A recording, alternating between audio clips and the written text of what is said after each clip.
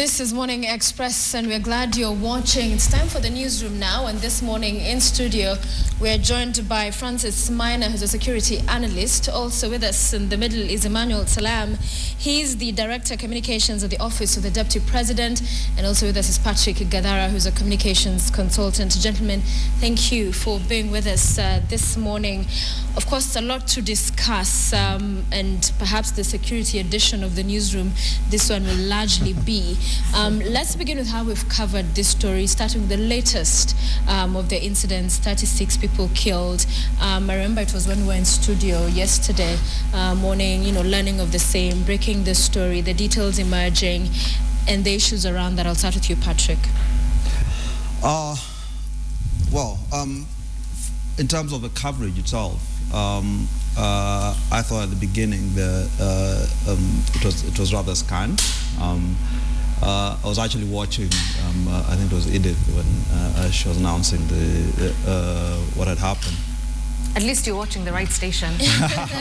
Yeah, but I mean, across all stations, it seems very so quickly afterwards they moved on to something else.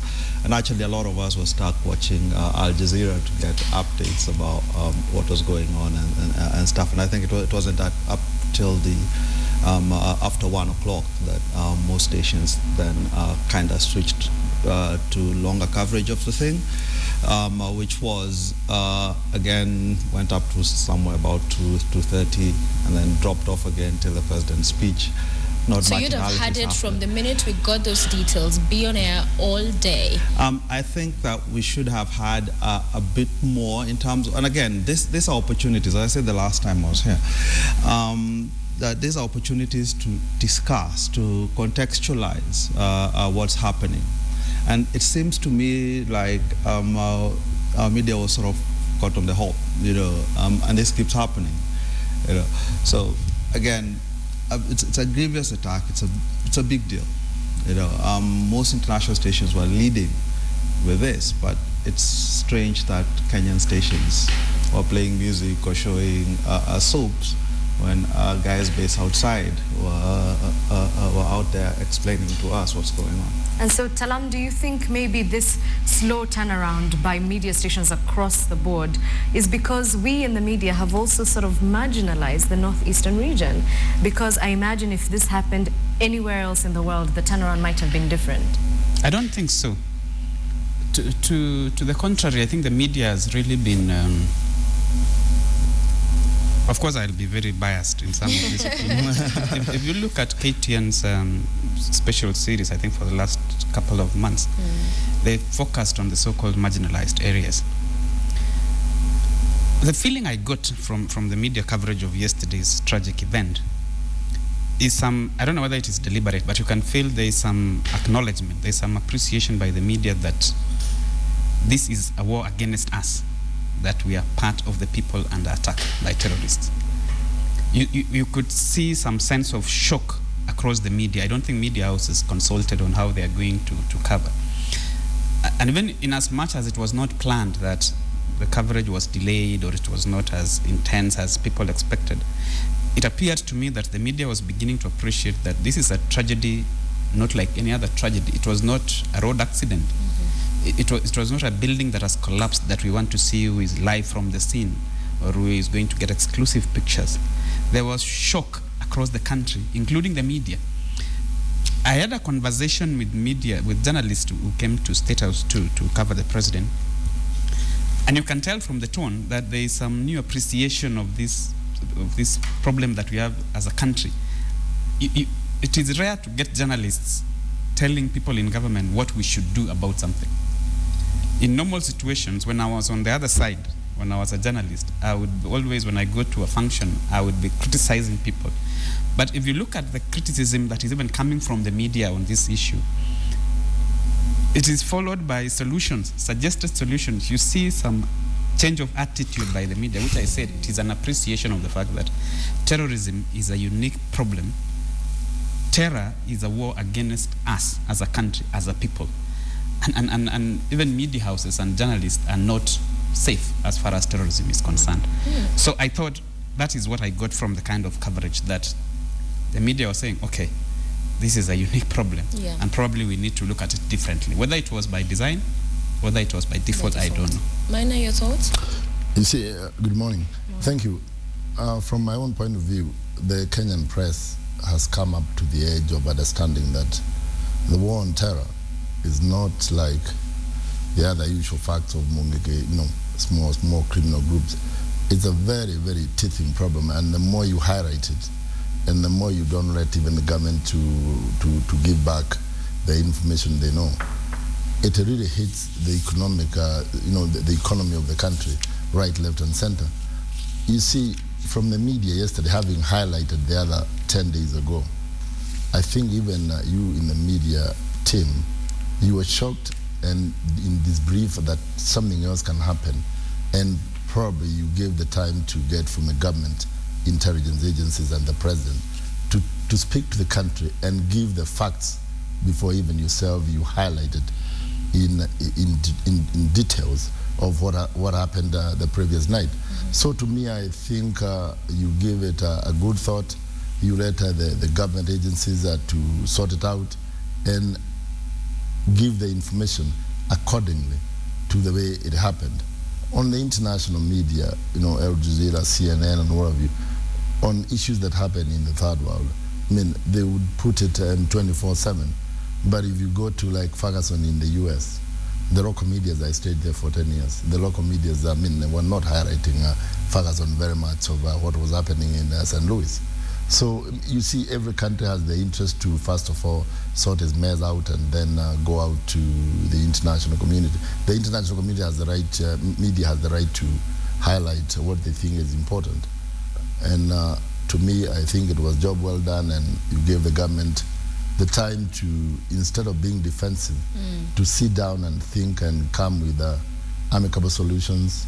Kemayo left, Olalenku was dropped, and I expect others also to go, because there is a lot of carelessness on the security administration. You're running with a point before you get to the president's speech. Well, two things. First, I absolutely disagree with the idea that we should be waiting for government to be setting the story, to be telling us what the story is. This idea of official truth, we saw how well it worked in Westgate. The fact is the government has an incentive not to tell you the truth. And as independent press, we should be out there ascertaining the facts independently, and doubting and questioning everything that a government tells us. Then secondly, the narrative of war on terror is what's now grabbing everybody. But really what we have is a generalized failure of security. What happened in Kapedo would be hard to classify, as an act of international terrorism, for example. So we shouldn't just, and I know your government is interested in saying, well, this problem is a global problem, but actually no. Lots of the issues we have are domestic issues, are problems with government itself, are vulnerabilities that are created by the incompetence of government. So to wait for them to be the ones setting the stage, the ones driving the narrative, I think would be counterproductive. Yeah, I want to take a listen at what the president had to say in as far as the media is concerned and what he feels is their role, our role, in as far as coverage of these stories, the kind of discourse that needs to be happening, discussions. This is what he said, and then we'll come back and continue the conversation.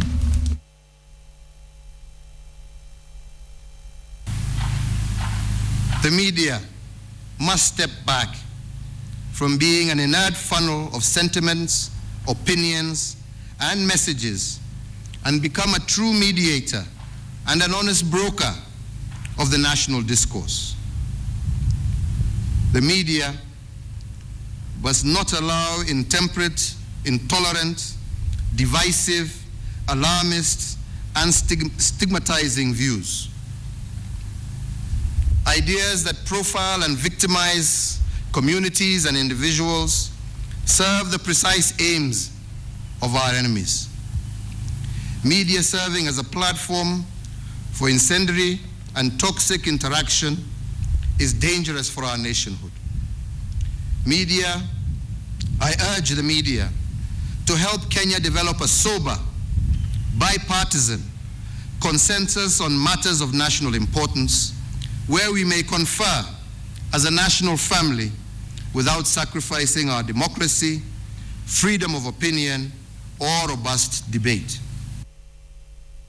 Part of the president's address yesterday, Ntalam, I'll come to you with this. Is there a feeling in government that the media was serving as a platform for destructive and toxic interrogation or interaction, and that being dangerous to the country? No, I think what informed the president's sentiments is what I've just alluded to, that there is an appreciation that the media will play a very key role in the war against terror. The war against terror can only be waged successfully if you have the people, the citizens of a country, behind a government or a leadership. Of course, I would want to disagree for the sake of what I'm going to say next with Patrick, that it is unfair to compare the situation in Kapedo to the situation in Madeira. I know they are all insecurity issues, but that element of insecurity in Kapedo is different from what is in Madeira. In Madeira, we're experiencing terror. While it is criminal, it is terror. The way it is waged, the targets are different from what is happening in Kapedo and any other parts of the country. And the government takes responsibility for the failures in Kapedo, in any other parts of the country. It takes responsibility for the war and the failures in the fight against terror, but says in the fight against terror, we must have every institution, including the media. Media drives perception. Media rallies the people behind a cause. And the president is saying, I want the media to help us to provide a platform for discussions, to provide a platform not to profile communities, not to profile institutions or people. What he is saying is, we should not report terrorism just like any other crime, that 5 people have been killed. The greatest weapon used by terrorists is fear. Terrorists don't have military bases that you can target, but they thrive on fear. They instill fear. And when we provide an opportunity to show or to display or to show that terrorists are winning something, we instill fear in the people. Do you then think, and this is an argument that has been put forward severally, that we may inadvertently be doing the work of the terrorist by first of all referring to Kenyans as Kenyans of Somali origin, by giving details such as, the sort of weapons they used and describing this fear and the events in great detail? Are we then doing their job? Precisely. When the deputy president announced 2 weeks ago that KDF had killed 100 members of the Al-Shabaab, and some group saying that we are the spokespersons of Al-Shabaab posted to say no one has been killed, of course that formed a discussion. And the media was now providing a platform to say who is speaking the truth between Al-Shabaab and government. That is what they want. They don't have a media of their own. That is what they want. Yesterday, the same group sent a message to say we claim responsibility for the killings in Mandera. And the second line, which I thought the media was going to pick, was the most important line from the statement from the so-called Al-Shabaab, that this was in response to government recent senseless killing of our people. The same group is admitting that the government killed our people, but nobody picked it. When we parade, and when the president talks about the media, he's not talking about TV and newspapers, any form of media. I have seen a deliberate attempt by KTN to of course, to cover, I know it is ethical not to show bodies. When we parade bodies, and we have issues with some agencies that are quick to take pictures, to line up bodies. Now they say they now look nice and they take pictures and they send those pictures. That is all terrorists want. Why people are moving away from Mandera now? One, of course, is because they are not safe. Why they're asking to leave is because they feel insecure. Reason, they have seen pictures. Even me, I cannot be posted to Mandera now. Okay. And we are saying, while these are facts, we have a responsibility. We have a responsibility to identify what are the tactics of this common enemy. Okay. If the enemy uses fear, if the enemy uses propaganda, we do not provide a platform to the enemy to perpetuate that. Well, I don't know where to start. The beginning. First, the idea that people are leaving Mandera because they saw pictures, I think, is hogwash. The fact is, there is a real threat. 64 people have been killed. We cannot paper over that. You can't blame the media for that. Secondly, you raise the issue of the so-called 100 people who were killed. And to link that to something else you said, that terrorists don't have bases. Well, you claim to have bombed a base. You claim to have bombed a camp, they were supposedly from. Now, we know Al-Shabaab don't number in the hundreds of thousands. In fact, the estimates I've seen about something like 8,000 people across Somalia, and probably less. The idea that they were massing in their hundreds on our borders, so that we could kill 100 of them and there's still another 20, 30 walking around killing people, I think again is pretty doubtful. And it was also missing from the president's speech. He didn't at any point refer to the so-called 100. Look at the pictures that the KDF provided for supposedly as evidence. And here's the thing: you're trying to build a false dichotomy that either we believe the terrorists or we believe government. I don't think we need to necessarily believe either. We should doubt all the narratives that come from them, because both of them, it's not just the terrorists who have an incentive to lie. Government very much has one, and we need to be skeptical about everything it tells us. Finally, I think that this sort of framing of the media, because it is critical, or because it allows critical voices, that somehow it is playing into the hands of the terrorists. And if you look at the speech the president gave in the paragraph before that, he was talking about how the terrorists play on our disagreements, and stuff. He wants to generate a consensus essentially behind what the government says. I don't agree with that. One thing I will agree with him is that where the president says the media should mediate the discussion, and not just be an inert forum. That I totally agree, but that cuts both ways. Means you don't just question what the terrorists are telling you, you question what the government is telling you, and you set the stage and develop an understanding based on facts that are there, facts that you can ascertain, and not just the assumption the government is always telling you the truth. Sorry, just a point of clarification so that it will also inform probably what we are going to discuss is, one, KDF did not post any pictures of what they did after the so-called Mandela 1 attack. The pictures did not come from KDF. The pictures did not come from government.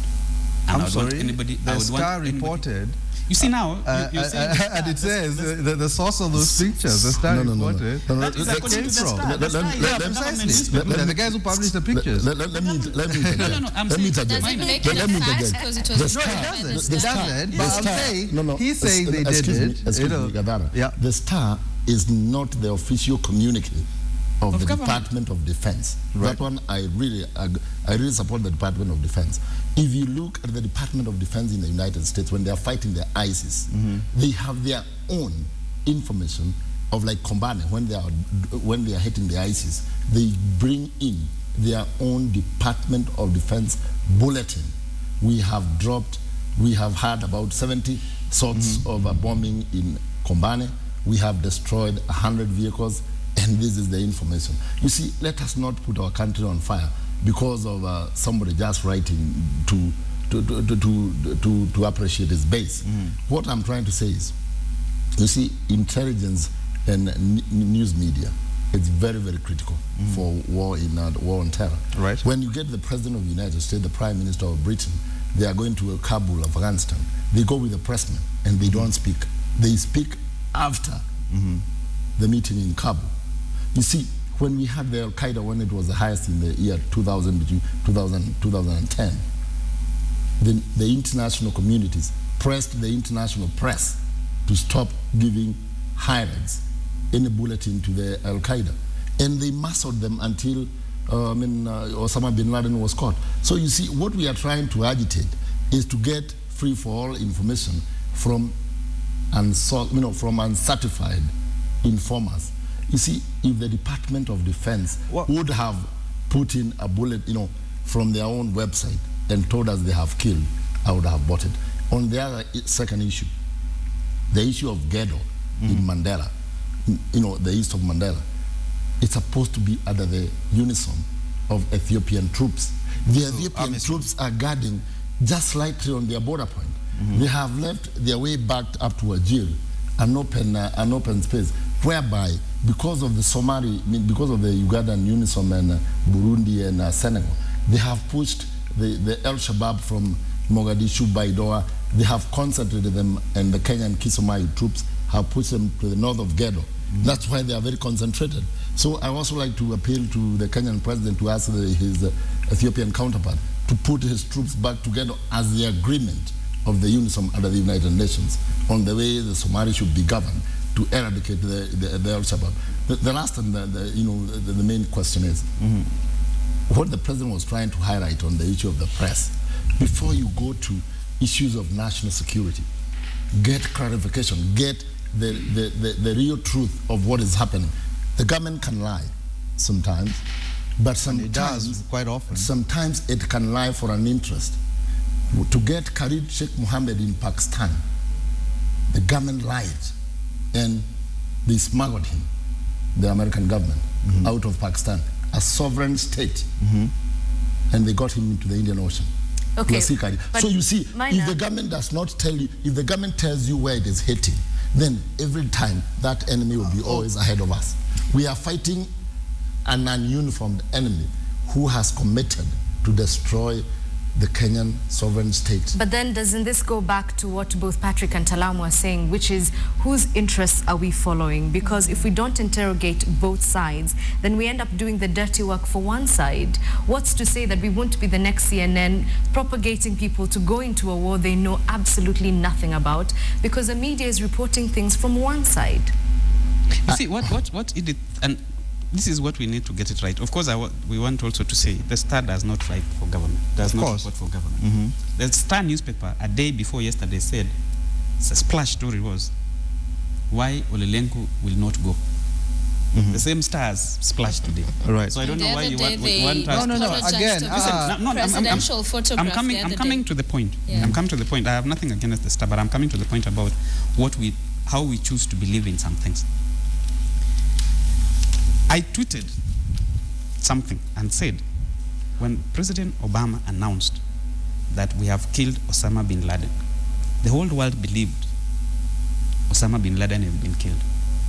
Nobody has seen the body of Osama bin Laden. When our own KDF forces said we have killed 100 members of the Al-Shabaab, some people who seem to know where Al-Shabaab are said, show us the bodies. And the question we're asking is, what is this obsession about bodies? And those who say Al-Shabaab have not been killed, show us where the live ones are. Because we have people in this country, commentators and politicians, who speak with so much authority. They can predict when the next terror attack will come. And they don't want to give that information. I'm for sure they don't have the information. I'm not saying they are terrorists. But I'm saying we need to look at terrorism as a different form of crime. This is not bank robbery. When Patrick says, no, terrorists, we know they have camps. When I said these guys don't operate camps or bases, of course I didn't mean they don't have anywhere. I'm saying if you want to know all the military bases in this country, you can Google, you know where Kahawa Garrison is, you know Langata, you know 3KI in Lanet, in Eldoret, you know where they are, you know the bases in Nyali. But you cannot pinpoint where Al-Shabaab are. They are somewhere in a camp, but you can't say. So that's what I'm saying, that this is not an enemy that we can say, tell the government, show us which base this is, what was the name of that base. That is simplistic to look at the war on terror. We can pursue bandits, we can pursue cattle rustlers because we know they live in a community. And we have said we want to take responsibility for that as a government, that we have failed to tame that. But on war against terror, we're asking everybody to be on board. And we are saying, let us not give the Al-Shabaab the platform they so much need. A platform of propaganda to instill fear. That is all the president is asking. Well, Nothing else. Well, two things. First, on this issue of because we believed what Obama said, then we should believe what the Kenya government said. You know, number one, I don't think that even Obama gets a free pass. You know, I think there is a serious issue of credibility here that we like to gloss over. The government's credibility when it comes to matters terrorism, I would say, is quite dented. We saw what they told us through Westgate, you know, throughout. The fact that they were openly telling untruths. You know, we know this. We know they do this. To suggest that we should ignore that we should ignore the fact that the president came after Mpeketoni knowing it was an Al-Shabaab attack and said it wasn't. You know, that we should still give him the benefit of doubt. You know, I'm sorry. I mean, I think that's simply being gullible. You know. So, Ntalam, you get from what he's saying where the criticism comes from. See, let him finish. So, I mean, there is a huge credibility gap. You know, it extends to the KDF. You know, and their narrative coming out of Westgate again, that 3 people looted an entire mall while the rest of them were fighting, well, vanishing terrorists, I suppose. You know, there are questions as to whether the information we get from government is accurate and is true. You know, and we really need to drill down, and we need to be skeptical. On the issue of the Star, the national newspaper reported this. You know. So I'm not saying that the Star is gospel truth, or rather that, or even that it speaks for the KDF, you know. And it's good that the KDF comes out and says, well, we didn't issue them, Star is lying, and if it is lying, Star should apologize, you know, for it. But I did also see a statement from the KDF that was posted online by the PSU, you know. And again, I have a few issues with it, you know. It seems our terrorists seem to die in nice round numbers, 45. 20, 30, 100. You know, this is interesting. But wait, Patrick, are you saying that these numbers are improbable simply because they seem to I'm show just a pattern? saying it's part of it builds into the perception, if you will. You know, I already come from a point of view where I'm quite skeptical about what they're telling me. So when they give me these sort of rounded out numbers, I question it. You know, and I think all our media should question it. I'm not saying it's untrue, you know, but I wouldn't give government the benefit of doubt. And hasn't the media done that, Minor? Hasn't the media been questioning? Even when we talk about Olelenku and Kimayo, some would say we're talking about this earlier. In terms of even getting them out, it has been seen, the media has over and over highlighted those failures. You put on one hand this one saying this, on the other he says this. So over and over in terms of the failings, in terms of the incompetencies that have been witnessed. Did we contribute to the negative perception, possibly? Yeah. You see, even my own self, I've been one of the most critical of Olelenku and his team, because, see, their answers never used to tally, because I think their group ignored the intelligence. You see, what we were trying here to give the country is the direct, you know, the clear direction of where to head. Because, you see, when you don't have classified information declassified and given to the media, to the public or to the media, it's very difficult to counter-check whether the KDF killed 100 or 50 or whatever, because that is their classified intelligence information, and they can only use it. It can only be used by the people who have been approved to go through it. So to me, when you've been critical on getting this guy, Kavurudi and his team, they've been doing a lousy job, a bad job in the police force. You know, Olelenku and his group, I think that one was quite straight, and everybody appreciated the media trying to bring in these people to be responsible. You see, at the end of the day, you must be responsible. You must accept your mistakes. So I don't think the media on the issues of putting responsibility has been wrong. But when you put information which is not confirmed by the intelligence agencies that it is the correct information, you spin the country to believe that probably the intelligence family and the security family, they are lying to the citizens of a country. So it is also vital for you people when you are, and I would request the office of the Deputy President and the President to be more open to information, to the media. You know, they declassify some information so that also the media gives straight, clear information so that the common people here understands the threats they are facing and probably sometimes what the government has done for them. Okay, I want to pick off of what you've just said, which is more openness from the sources of information. So Ntalam, this comes directly to you. How much do you give and how much do we also show? There is concern that maybe we're becoming too bold now, showing pictures of dead people, even though they're blurred. But let's not forget what you mentioned earlier, the online platforms. Even if KTN doesn't show it, you're going to see it on Twitter, on WhatsApp, on Facebook.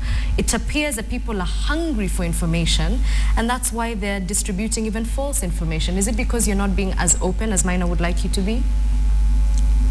Let me say this, and I'm not saying it out of arrogance. The government is not a reporting agency, but the government is a custodian of information. It has information. Any information anybody wants. And I would want any media house to say, we went to DOD, we requested for this material or for this information, and we were not given. I want any media house that says we went to DOD and said we want our journalists to be embedded with our troops in Somalia, and we were told it is not possible. That is how CNN has developed what my friend Patrick is calling credibility. You see, I have an issue when you want to say government has credibility issues. Credibility issues based on what? You see, when you start looking at someone first by saying this guy is not credible, now prove to me you are credible, definitely you will always find faults. When the president that I actually saw the way he was talking, the way he was dressed is not credible. Ntalam, and then I'll come to that. Let's sort out the media, because I believe there is an unfair discussion about the media in this country. I am a member of the media. The fact that I do media work for government, I am a journalist. And it is unfair to criticize the media. We have made it very clear, even to our bosses that we work for, that no, this is not what you know of the media. This is just what you think about the media. This is not true. Media has any information they want. The office of the Deputy President, the office of the President. It is open. Any information. I want to be told today which information someone sought and was not given to them. So what the President is, what he was saying yesterday, let the media now not just be someone, an institution waiting for information to, why can't you take the trouble to get this information? Okay. Well, I would totally agree with, as I've said for a long time, that the media needs to ask relevant questions. So that's good. I think, for example, when the government says that they have foiled numerous terrorist attacks, I never once asked to actually detail what is it that you stopped. In other jurisdictions, we do hear them come and say, we foiled an attack, that was da-da-da, so many guys were arrested, etc. Where are these figures? Which are these attacks that they refer to? And if it's the case, as you're saying, that the media doesn't actually go and ask, then the problem is very much with the press. And again, it's a symptom of simply swallowing what you're given, and not questioning it. So I would really urge, again, the press, be skeptical. He speaks of credibility. You don't begin with it, you build it up. And the fact is the government has undermined its own credibility. This is not the doing of people like me or the press. It has undermined itself. But Patrick, and until it's actually honest, The problem is when we say we measure credibility, that a government is credible when it says it killed 38 people, but it is not credible when it says it killed 40 because it is a round figure. You see, that is difficult. No. Again, as I said, the roundness of the figures feeds into a perception. It is not just that by itself. And I mean, you keep ignoring all the other things that government has done. Let's talk about what he has not spoken about. Wajir yesterday. There were two attacks yesterday. There was an attack in Mandera and an attack in Wajir. Again, I fault the media. No one has told the story of Wajir. Oh, I agree. The Wajir story had potential serious consequences than even Mandera. It was foiled by government. We didn't want, as communicators, to tell or to have the president discuss what he did about Wajir. Because again, we've said, I know that because the next question would be, but that is the business of government to foil attacks. When we speak about what we have done, like what Patrick is saying, that the government should give us a list. And this is not propaganda. If the police was today to release the list of things they have stopped in the fight against terror, including parliament, I don't know, now people will say this is propaganda. When was this attack? Why didn't you let it happen so that we see? But I can tell you the things the police have done. Nobody has suggested that you let it happen. Hold on. Let's give Maina a chance because he has a burning point. You see, we might discuss the past, but now the question is, what is the problem we are facing ahead of us? No, to me, I have a very special idea on my own self. You see, the issue of the Constitution has made terrorists to know this country, you can get a bond, you can walk scot-free, you cannot be stayed in the police cell for 24 hours. The other countries have got a holding detention camps for war and terror. Well, we also do know that those ones have their own controversies. No, I'm just putting it. And that's why you see this country, it's a walk in, walk out. Everybody knows the laws of this country. Terrorism is now practiced by very brilliant young minds. So what is the way forward? To me, because I know our time will be almost, I would like to give a very, very brief scenario. First and foremost, the parliament must sit down and change all the criminal procedure code of laws that if you are caught as a terrorist, you don't deserve the same court system, the same judicial system as Kenyans. You go to a tribunal whereby you're not reported, you're given a government lawyer, a government judge, and you're sentenced.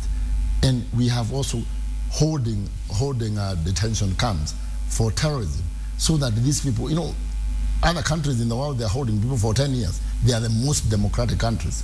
Then we need to have 2 cabinet secretaries, the CS Interior and the CS Homeland Security. Let me explain. You see, on the issue of the CS Interior, we need to have the police and the prisons as the CS Interior. On the homeland, the biggest threat of any country now in this world is immigration. Immigration in this country is a department. The director goes to reports to the CS Interior. If he doesn't have the time for him, he doesn't report what is the immigration. The threats come from outside. We need to have a homeland, which the Interior, Border Patrol, driving license, birth certificate, airport security. It is just left to anybody. Customs, ports, people are having a free way from the port to the CFS. Consignments come from the port at this time and age of insecurity of terrorism. They leave the port, they go to a private CFS. Then you expect the customs to go to miners' CFS and let's say these goods are not good? I control the dice. He has to put his finger and say they are good. You see, we have a serious lack of disjointed security system, which I urge my friend here, the president and his deputy must call people of sober mind, people who want to see this country move forward, and people who are not in business of making money of security equipment, people who are committed to hold this country together. Because if you look at Mandera and Wajir and Garissa, they take sugar, they take textile, they take cooking fat coming from Somalia. They don't buy from Kenyan market. All right. You see, let me finish. We are coming back. We are financing our own terrorism activity. Yes, but that's the thing.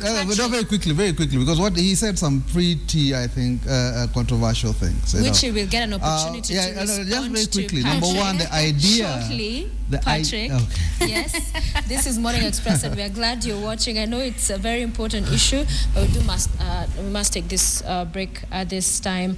Clay Muganda will also be joining us. There's a guest meeting for the lifestyle? Yeah, there's a guest meeting for the lifestyle segment. So I'll leave you to continue with this. I do want you to ask Emanuel Ntalam how he thinks they can, as government, come out of a situation where pretty much everyone, both in traditional media and new age media, are playing judge and jury. Yeah. Yeah. How do you then defend yourself from the majority? I know. Okay. Perhaps part of what led to that agitation we saw from the president, so much coming from both. So stay with Morning Express. We're back shortly.